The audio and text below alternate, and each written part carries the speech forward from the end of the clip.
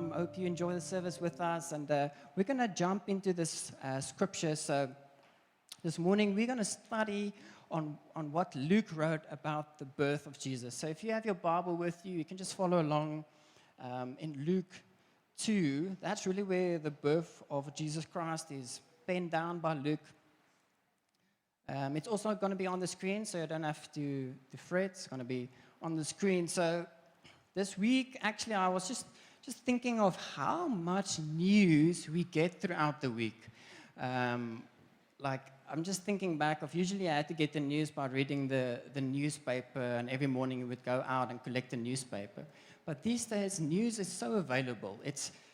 I get my news on Twitter, so I go on Twitter and I get like news updates that comes along, and it can become quite overwhelming. Maybe that's just me. And then I say, oh, be gone with Twitter, and then I fast news for a week, but then I still want to be informed. But this week, a lot of things happened. Like, we got news, okay, and we're now moving into stage 6, load shedding. And how did you guys feel about that? Come on, a lot of alone time, devotional time we can spend disconnected from the grid. No, it's almost like, what's happening? So load shedding, stage 6, at least we got news again that it moved into stage 5, so thank you for moving up in life. We received some updates on corruption, possible corruption cases, and it's bad when you see South African news on CNN, then you know something is up. But we see these things in the news, and then we also get good news that the 27th of December, it is now a public holiday. So maybe some of you get an extra leave day or extra paid leave day. I don't know how your leave works out, but we're thankful for that. And it makes sense. I asked my wife, why did they make the decision in December when all our leaves has already been submitted? But we take it as is, and then the different news, maybe on the World Cup side, not sure who's following the World Cup, just seeing Morocco going through to the semi-finals, that is a shocker. So I'm thankful that an African country is represented in the World Cup. But all these news, it influences us in a different way. So load shedding, that maybe changed my dinner plans, where we would have cooked a very healthy meal with vegetables and everything, and we exchanged that for steers. I'm just confessing here. And it affects us. Now, load shedding is one case. I know some businesses, it impacts your business. It impacts the way you do your work, and now you have to rearrange your meetings. Or something like the public holiday, it's actually maybe a good thing for you. And maybe like the World Cup, you didn't plan to watch the quarterfinal. Now I'm like, okay, I'm going to watch the semifinals. Need to change my plans so I can watch it. And the way that news impacts us really determines, does this have an influence on me? And news is something we all receive, whether that's through Twitter or through a news reporter, watching TV or Facebook, or just from friends telling you, hey, did you hear? It's load shedding stage 6, and then everyone complain. But it really depends on how it influences us. Now, I'm telling this really because there was a group of people 2,000 years ago that received news. It received a very specific, interesting, life-changing news. And this news is that the Savior of the world is born, that the gift, Jesus, is born. And that gift, it changes everything. It doesn't just change your dinner plans, doesn't just change how you feel about the economy and political environment. It changes everything. So that's really my topic for this morning, is that the gift of Jesus changes everything. And now we're going to get to the chapter in Luke, chapter 2, verse 1. And we're going to read up till 21. So I'm going to read it, and then we're going to work through it verse by verse. So I'm just going to read that for us together. Okay, in Luke chapter 2, verse 1. In those days, a decree went out from Caesar Augustus that all the world should be registered. This was the first registration when Quirinius was governor of Syria, and all went to be registered, each to his own town. And Joseph also went up from Galilee, from the town of Nazareth, to Judea, to the city of David, which is called Bethlehem, because he was of the house and lineage of David, to be registered with Mary, his betrothed, who was with child. And while they were there, the time came for her to give birth. And she gave birth to a firstborn son, and wrapped him in swaddling cloths, and laid him in a manger, because there was no place for them in the inn. And in the same region there were shepherds out in the field, keeping watch over their flock by night. And an angel of the Lord appeared to them, and the glory of the Lord shone around them, and they were filled with great fear. And the angel said to them, "Fear not, for behold, I bring you good news of great joy that will be for all the people. For unto you is born this day in the city of David a Savior, who is Christ the Lord. And this will be a sign for you. You will find a baby wrapped in swaddling cloths, lying in a manger." And suddenly there was with the angel a multitude of the heavenly hosts, praising God, saying, "Glory to God in the highest, and on earth peace among those with whom he is well pleased." When the angels went away from them into the heaven, the shepherds said to one another, "Let us go over to Bethlehem and see this thing that has happened, which the Lord has made known to us." They went with haste and found Mary and Joseph and the baby lying in a manger.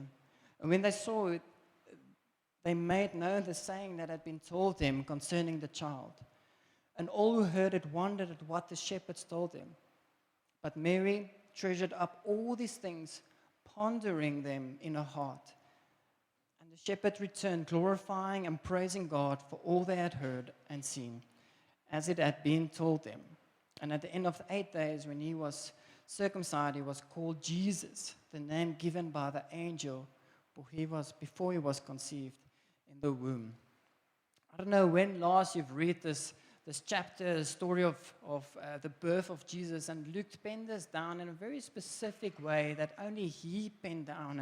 And I'm trusting that as we just preach through this word, we would just remind ourselves and be reminded of this good news, the gift of Jesus. And even though it's maybe stories we've heard through the years, but this morning you'll just have a fresh revelation of Jesus, of God's sovereignty, and what his good gift is for us. So let's pray together before we jump in. Yes, Father, as we just read through this chapter, Lord, just reminded of you, Father, that you are a good God. And even though we see a lot of things happening in the news, good things, bad things, Lord, despite of all those things, God, we see that you are sovereign, that you are the divine owner of everything and everyone, God. And I pray that through this preaching this morning, that you will be glorified, God, that you would make known to us this gift, and that you will reveal to us and how we can align our lives to your word, that we know that your word is profitable for teaching, for reproof, for correction, and training in godliness. May your word, good news of Jesus, do that this morning. In Jesus' name, amen. Amen. So we're going to work through this systematically, and I hope that you just follow along. But I'm going to jump into chapter 2, verse 1, and it's going to be on the board again. So I want to read that, and I want to use it as context for this whole birth story. Now, Luke, interesting enough that we can just note that he is a physician, so he's like a doctor, so he's very detail-orientated, so he pens down. That's one fun fact. The other fun fact is like he's the only writer from the Gospels that wrote from Mary's perspective. All the other Gospels, so Matthew is a Jew, so he wrote from the man's perspective, from Joseph's perspective, but from Luke, he wrote from Mary's perspective. So we get some new things that's revealed in this story. I want to read that again, just in verse 1 to 5, giving context to this whole story. So, in those days, a decree went out to Kaiser Augustus and all the world should be registered. I want to pause there that Kaiser Augustus, now he's the one that is ruling here. Now, Kaiser Augustus, his name changed, And he actually became the first emperor of Rome. So before this, just a few years before Jesus was born, Rome was actually like a republic. And they had the saying that no one is above the law. Okay, that sounds good. No one is above the law. So they had laws, they had like a voting system and things in place, and everyone had to abide to this law. But Caesar Augustus, he changed that. So he actually changed it and shifted it from a Roman republic to an empire. And that happened when he made himself the emperor. So he is the one ruling over Rome. So Caesar Augustus, he had this one command saying, in this instance, where everyone should be coming together and be registered. That's the decree, the law, the command. Everyone should come and register in their hometown. Now, what was good of the Roman Empire is that it brought peace. Now, before this, there was a lot of wars, civil wars, a lot of violence, a lot of bloodshed. And because there was now an administrative system, which he really brilliantly put in place, really an intelligent man, ruler, there was peace. So what this peace means is that there was no wars. There was no fear for, yes, am I going to die? Is my son going to die tomorrow? That's the kind of peace that they received. So no wars going on. But then he's declaring this decree that everyone should come and be registered. Now, we've heard the story that Joseph and Mary, they had to go there. And the reason why they had to register themselves is not for fun facts about stats, knowing how many people is he ruling, but that was part of it. But the motive behind that is to know how to tax them. So he wanted to tax them effectively, efficiently. And if you know how to count people and you divide it, this is how much money we have, he knew how much to tax them. So that was really the motive behind it. And Joseph, as it states there in verse 5, that he is betrothed to Mary, he had to go and register because of this decree in his hometown in Bethlehem. Now, just a bit of interesting thing here is that they weren't in Bethlehem, they were actually in Nazareth. And they had to travel to Bethlehem. Now, Mary actually didn't have to go with. It was only Joseph, the man of the household, that had to go. But Mary went with. And we can ask questions, why did she go with? Was it maybe because she felt, didn't want to be left alone? It was almost time for her to get birth. Well, there was actually a lot of time left. But some scholars say that's really because she didn't want to be alone and be pregnant and then be exposed and almost like be shamed. And she actually went with Joseph just to get out of the country, out of the gossip, not country, but out of the city, that people won't gossip along and say she maybe disobeyed the law and got pregnant. But here we see that they're going to Bethlehem, and it's because of this decree. Now, what is divinely inspired about this is that there was actually a prophecy that said that Jesus had to be born in Bethlehem. And we see how God uses this law of an emperor to let his will be done. And we see that prophecy, one of the examples is in Micah 5 verse 2. It says, "But you, O Bethlehem, Ephrathah, who are too little to be among the clans of Judah, from you shall come forth for me one who is to be the ruler in Israel." So what he's saying is that from Bethlehem, which is really frowned upon, it's a small city, small group of people, from you will the Savior, from you will be the one that comes up. And how God uses this unlawful decree, unlawful motive, to let his will be done. So we can just see God's divine works happening despite what is happening with the politics. So we see the next characters I want to highlight is Joseph and Mary then comes into Bethlehem and they are betrothed. That means that they're not married yet, but in order to break that, they need a divorce. And Mary was with child. So that is a bit of context that I wanted to highlight, and maybe it makes sense on why I highlight this context. So then we get to the birth of Jesus. In verse 6, it says, "And while they were there, the time came for her to give birth. And she gave birth to a firstborn son and wrapped him in swaddling cloths, laid him in a manger because there was no place for them in the inn. And it's so profound for me that the birth of the Savior of the world is written in 2 verses. And that's it. That's all we get. It's like just these 2 verses of the Savior of the world, the King of Kings, the Lord of Lords, just 2 verses. You can almost memorize it in saying that it was time for her to give birth, and then she gave birth to her son, Jesus. And the contrast between this Lord that is born in a manger, not in a place of gold, a place of idol stones, not in any of those, but not like the emperor that is in this palace, but Jesus is born in this manger because there was no place for him. There was no place for him. There was no place for him in the inn. There was no place for him. There was no a great, hey, Jesus is going to get born. Let's all like have an audience of this birth. Not sure if that is wise. Maybe that is why they skipped the detail. But Luke penned this down, and what is significant about Luke penning it down is because Luke is a doctor. He knows how pregnancy works. So a virgin birth is challenging him as he's penning this down, very practical thinking, very theoretical, strong. He's penning this down, and we're seeing that this is a virgin birth, that how good is God and what he has done. So that's the birth of Jesus. Now, I want to get to the news, the good news, and we see the good news arrives to the shepherds in verse 8.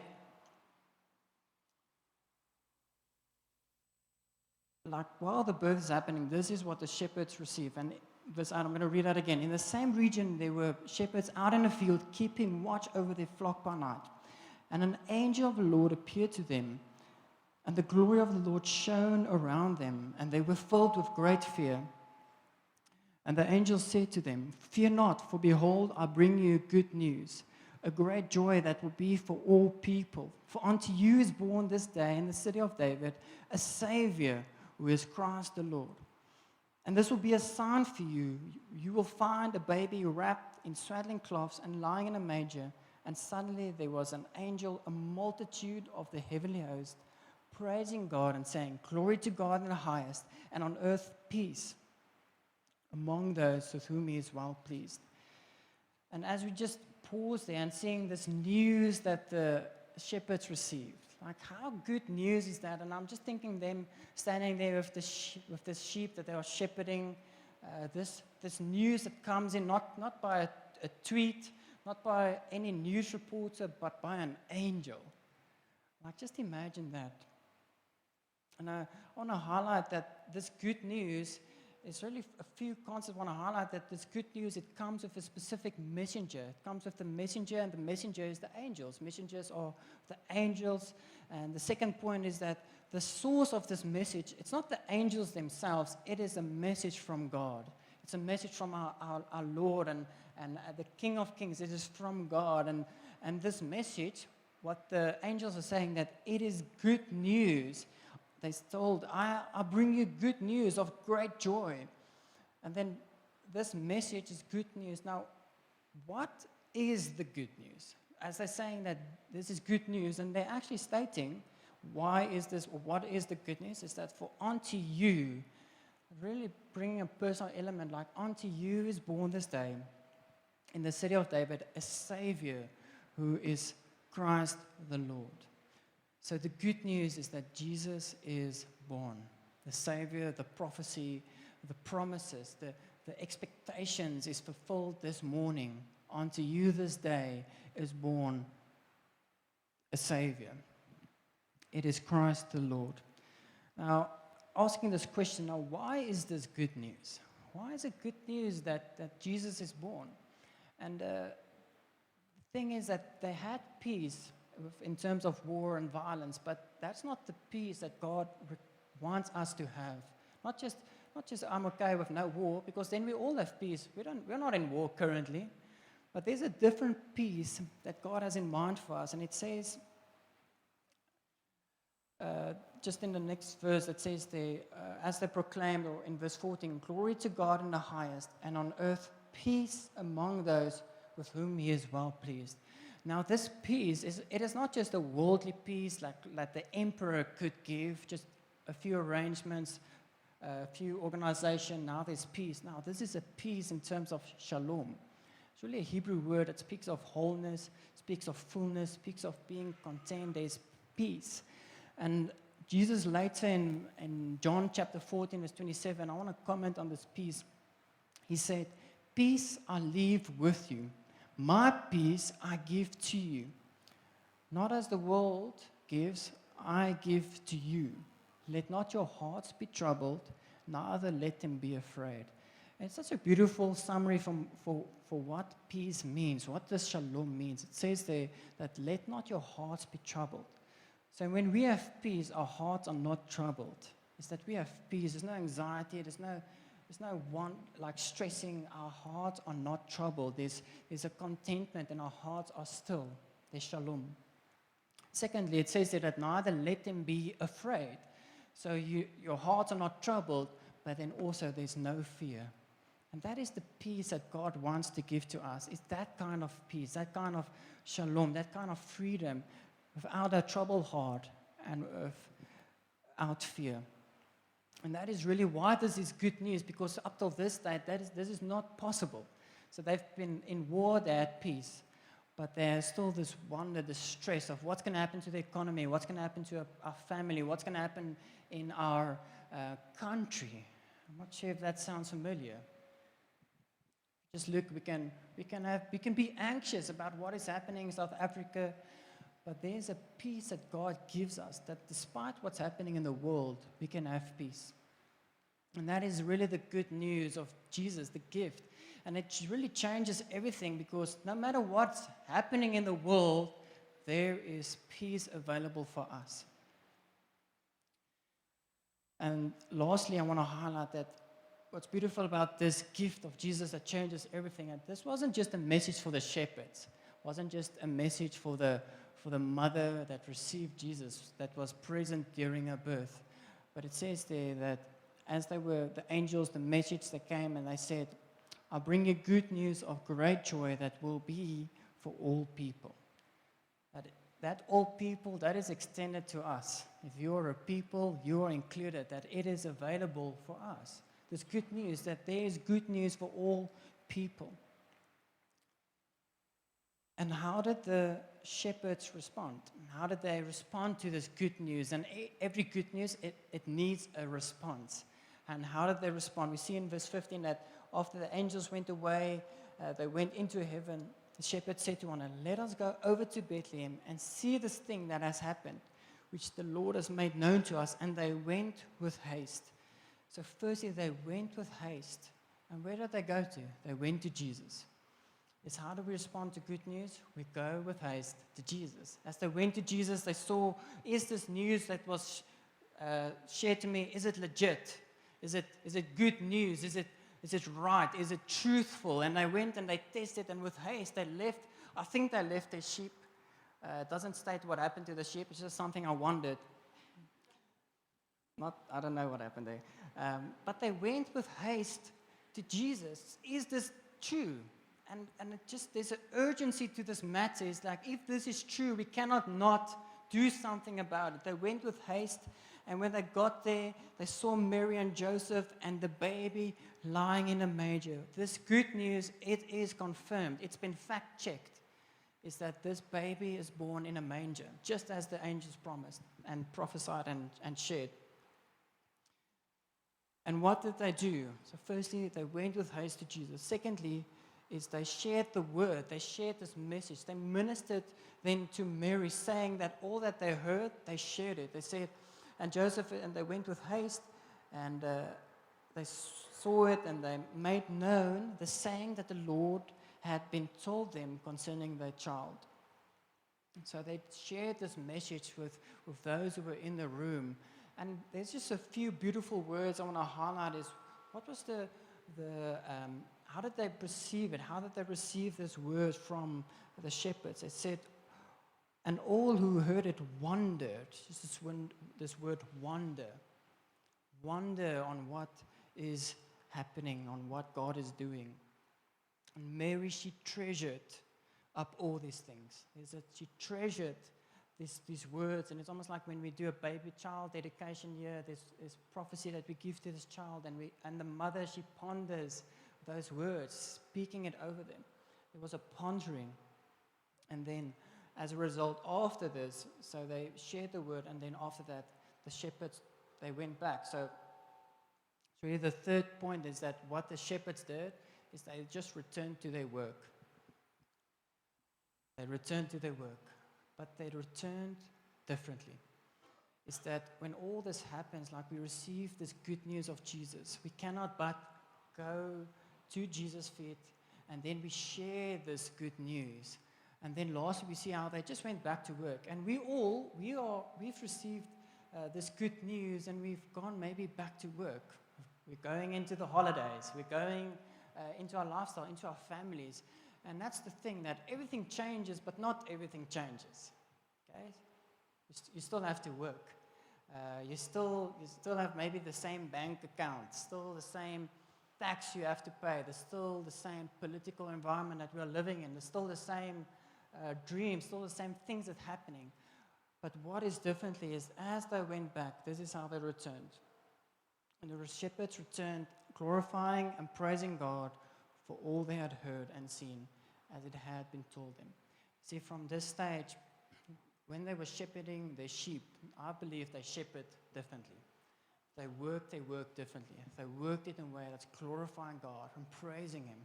And that's really a model that we can follow, is to keep on glorifying and worshiping God. No matter if we go into holiday season, not sure when you're going to leave this year, but we're continuing glorifying and honoring God. See, the gift of Jesus, it does change everything. It just depends on how we view this message. Is the messenger or the source of this message, is it just another add-on to our life, or is this a message from God?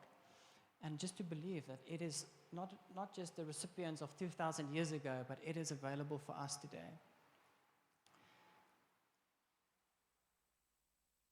As I just want to close the sermon, just this question I want to ask this morning is, do you have peace? Where you are at, are you anxious? Has this gift of Jesus, has it changed anything in your life? Do you have shalom? Is there anxiety? Is there fear? What is going to happen with our economy or with your work? I don't know where all of you are. But do you have peace? I want to give you opportunity, just you and yourself, just have a reflective moment to study your own heart.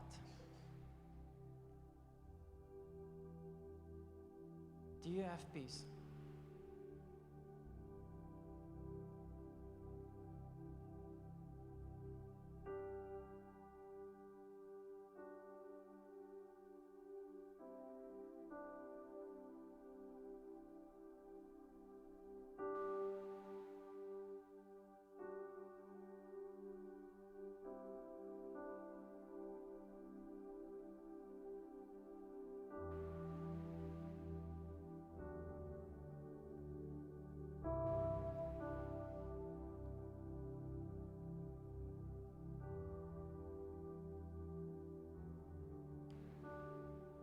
We know that the birth of Jesus, you can keep your eyes closed. We know that the birth of Jesus, it is only the start.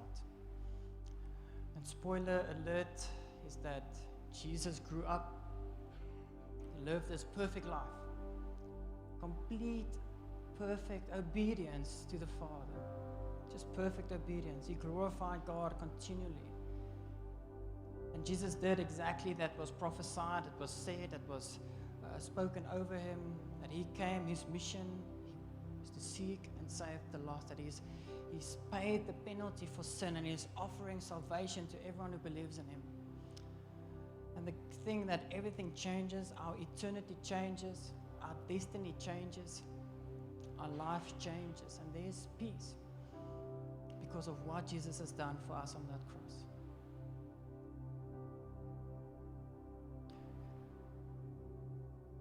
As our eyes are closed, I want to give an opportunity. If you're here this morning and you say, I don't have peace.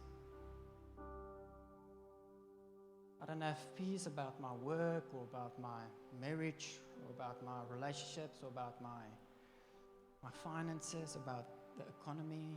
And this morning you just want to say, Jesus,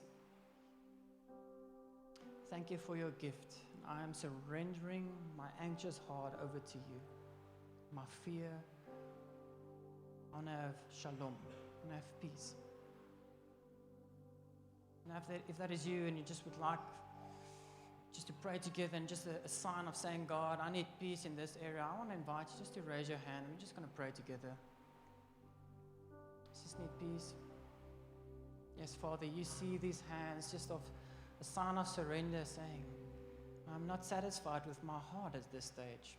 I need you to come and do construction, to come and do the work.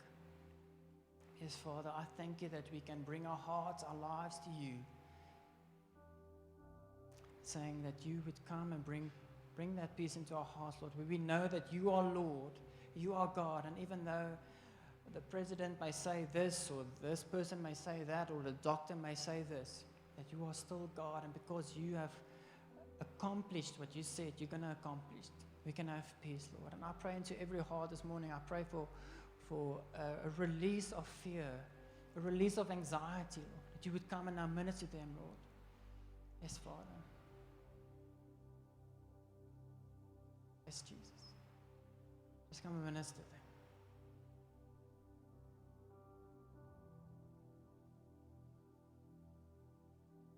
Yes, Lord, amen. There's maybe a second group of people, if you've just realized that you've taken this good news for granted, just need a fresh reminder that this is really good news that has an impact on eternity, and you maybe just need strength or encouragement to even share this news in this holiday season. I want to pray for that we will live faithful lives, not just for ourselves, but those around us as we go and spend time with family. Just something I experienced just this morning is that the shepherds, they received the word, but they also shared the word. If you just need a new faith impartation for that, saying, I want to share the word, the good news of Jesus this holiday, maybe going to family, it's maybe been difficult, you want to raise your hand, I want to just pray for that. Listen. Yes, Jesus, thank you that this good news is too good to keep for ourselves, Lord. And I just pray for strength and for a fresh boldness, Lord, for every person here and even myself, Lord, of going to spend time with family, Lord. We ask you to come and bring a fresh conviction of this good news, that we won't become familiar with what you have done with this great gift, that it changes everything. It changes everything for our family that don't know you, changes everything with what we know, with what we can share. And now we see reality of what is real. And I just pray for a fresh faith, Lord, for every person, that we would be ministers of your gospel, of the good news, like the shepherds, they went out, they just shared what they heard. And may we just follow that example and follow that model. And thank you, Jesus, that you commissioned us, that there's a promise that you are with us as we go. In Jesus' name, amen.